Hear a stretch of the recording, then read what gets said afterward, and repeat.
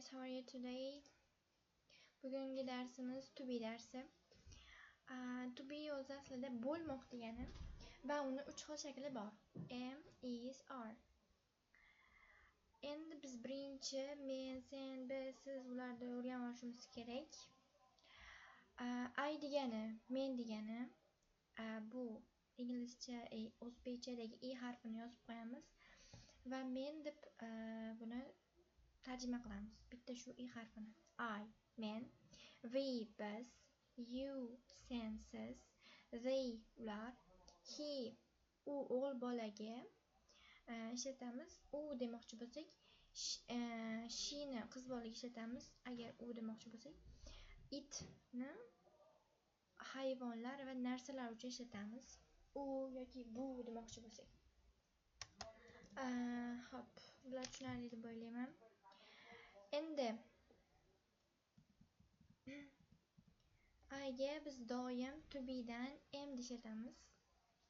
He, she, itga is'ni, we, you, they'ga are ishlatamiz. Endi gap tuzib bilimimizni mustahkamlaymiz. I'ga am ishlatamiz dedim. Mana gap tuzdik. I am a student. Men talabaman. Yoki bo'lmasam studentdan olib teacher qilsak, I am a teacher. Men o'qituvchiman. He is. He ga doim is ishlatamiz va he is a boy. Boy degani o'g'il bola degani. Shuning uchun he ni ham o'g'il bolaga ishlatamiz deganim uchun u o'g'il bola degan tarjimani chiqadi. Endi she ga ham is ishlatamiz. Bu qiz bolalar uchun. U demoqchi bo'lsak, she is my friend. U mening do'stim. Friend degani do'st degani, my degani mening degani. Yangi lug'atlarni yozib ketamiz. It is. Itga ham is ishlatamiz. It is a cat. Bu mushuk. Tepada aytib o'tganimdek, itni biz hayvonlarga yoki narsalarga ishlatamiz. Hozir mushuk hayvon bo'lgani uchun biz itni ishlatdik. It is a cat. Bu mushuk.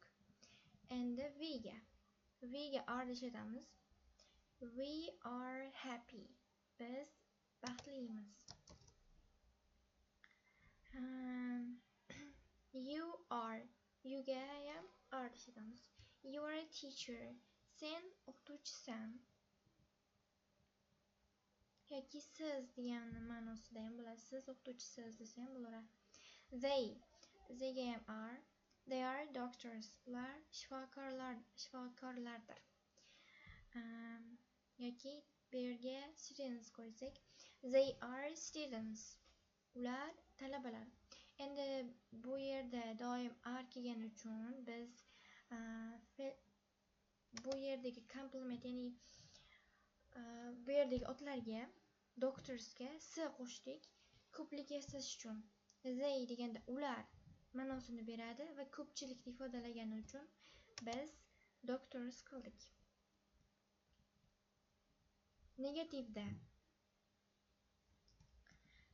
Negativda biz not qo'shimchasini qo'shib gaplarni yasaymiz. Negativ ya'ni inkor degan ma'nosi.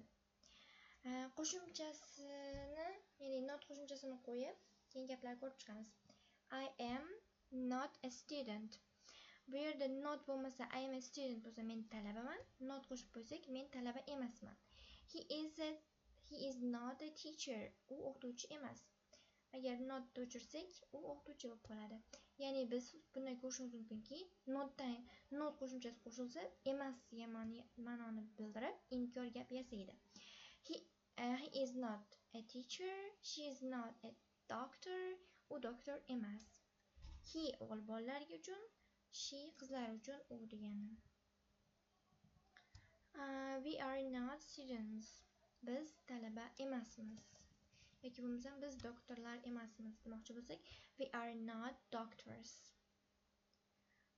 Bu yerda ular doktorlar emaslar demoqchi bo'lsak, they are not doctors. Ular doktor emaslar. You are not teacher. sen o'qituvchi emassan yoki siz o'qituvchi emassiz degani. Not emas degani.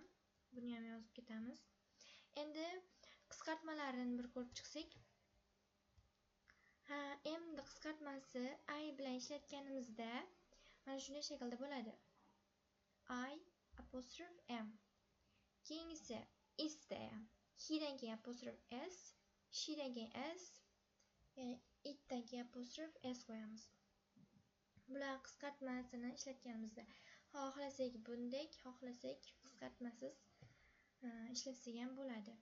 R da ham V keyin apostrophe R qo'shimchasini qo'shamiz. U ga ham apostrophe R qo'shimchasini, keyin they ga keyin apostrophe R qo'shimchasini qo'shamiz. Bular pozitiv gapdagi qisqartmalari. Endi negativ gapdagilarni ko'rib chiqamiz. Negativ gapda mana is not am not ga qo'shmaymiz. Shuning uchun uni yozmadim. Is not isn't bo'lib ketadi. Are not aren't, am not mana I deb yozamiz. Shunisini o'zini I am da bilan qo'shib turib not o'zini yozib qo'yamiz. Bu qisqarmaydi. Am not bo'lmaydi, amn't bo'lmaydi. Endi so'roq shaklini yasaganimizda biz tubida am izarni shuni oldiga chiqarib qo'yamiz, keyin gapni davom ettiramiz. Bunda biz so'roq shaklini, ya'ni me shaklini yasaymiz. Am I a student? Men talabamanmi? Just a second.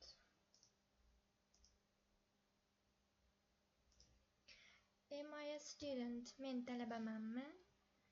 He, she, it bilan tuzsak agar. Mana bu yerda am oldiga chiqib qoldi. Yo'g'i shunday gapni ketdi. Am I a student? Men talabamanmi? He, she, it bilan tuzsak. Is he your brother? U sening akangmi yoki ukangmi deganimizda. He ni nimaga qo'ydik? Aka deganimiz uchun he o'g'il bolalarga ishlatamiz deb he ni qo'ydik. She da is she your sister? U qiz sening singlingmi yoki opangmi desa ham bo'ladi. Hammasida to be oldinga chiqib ketyapti va gapni o'zi davom etyapti va oxirida me qo'shilib so'roq shaklini yasayapti. U sening singlingmi? Is it a dog? U itmi deb. Is it a cat? Bo'lsa u mushukmi deb qoladi. Endi we use a bilan ishlatamiz. Just a second. Are we friends? Biz do'stmizmi? Are we friends? Friends do'stmizmi? Bu yerda do'stlarimizmi deb o'zbekcha aytsak ham bo'ladi. Lekin we ko'plik bo'lgani uchun friends qo'yamiz. Do'stmizmi? Bu yerda lar qo'shimchasini qo'shmadik. Friendsga ham qo'ymaymiz degan xayol bo'lmasin. Are you a teacher? Sen o'qituvchimisan? Are they at home? Ular uydami? At degani da qo'shimchasi, home degani uy degani. Are they at home? Ular uydami? I think that's enough.